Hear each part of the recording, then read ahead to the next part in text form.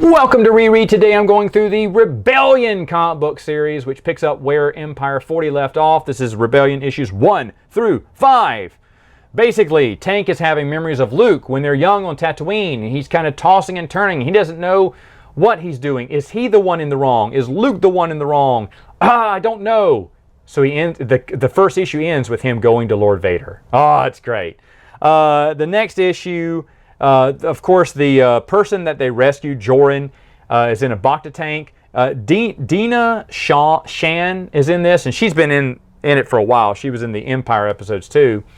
But she's watching him heal in Bacta, but he escapes and then tries to kill her because he was a sleeper agent. You know, he got mind wiped or mind controlled by the Empire, and that's why they let Joran escape, so that he could turn them in or give away the location of the Rebel fleet to the Empire, which he does at the end of this book, or maybe it's later on, toward the end of the series.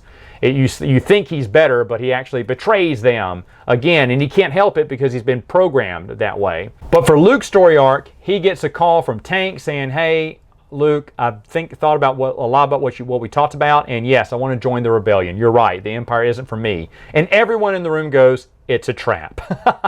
And Luke goes, "No, Tank wouldn't do that to me." And of course, when he gets there, Tank is acting like he's been tortured because they intercepted the message, and the rebels know that. They say, it looks like they intercepted this message at first, but then it got pushed through because they have another agent called Will, YWL, that they're going to talk about in the next story arc. But this rebel agent kind of pushed through that message from Tank to Luke, and gets Luke and Dina Shan go off to rescue Tank.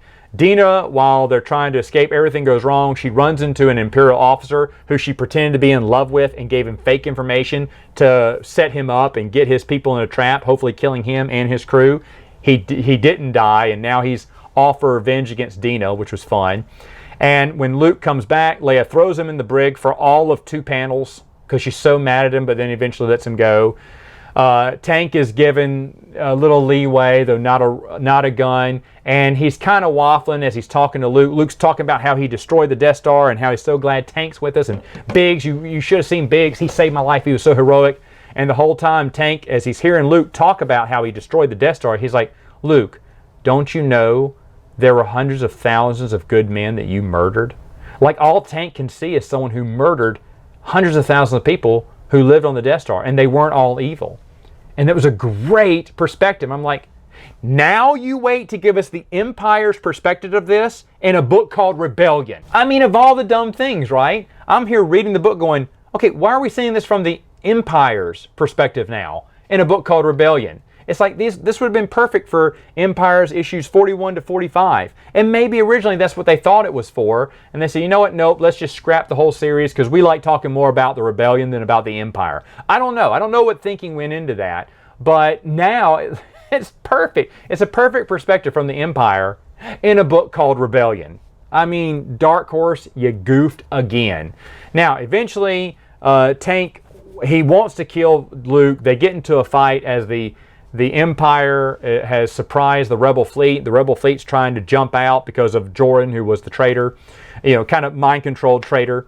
And so they are escaping while the whole fleet's trying to escape the Empire, while Tank and Luke are just duking it out on one of the ships. Tank's about to kill Luke. Luke goes, "I don't care, just save the princess," because she's knocked unconscious and she could die.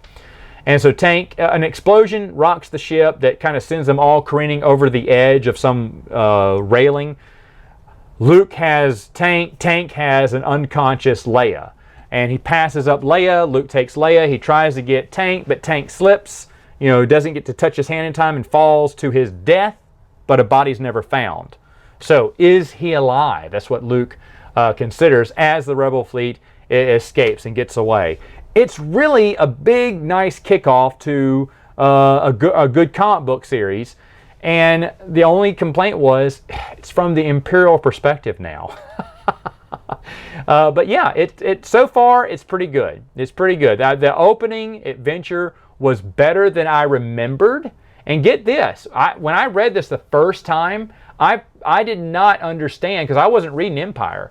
So I just read it as is, and I didn't remember that much of it. And now I'm thinking, oh, this picked up right after the last issue of Empire, and they don't even mention, they mention the adventure, but they don't say in Empire 40 or Empire 39. They don't mention where they're pulling this from, and so it makes me think that Dark Horse decided, because they're Dark Horse, change it up, call it Rebellion, give me another issue number 1, but keep pumping out the same stories we had already planned out for Empire.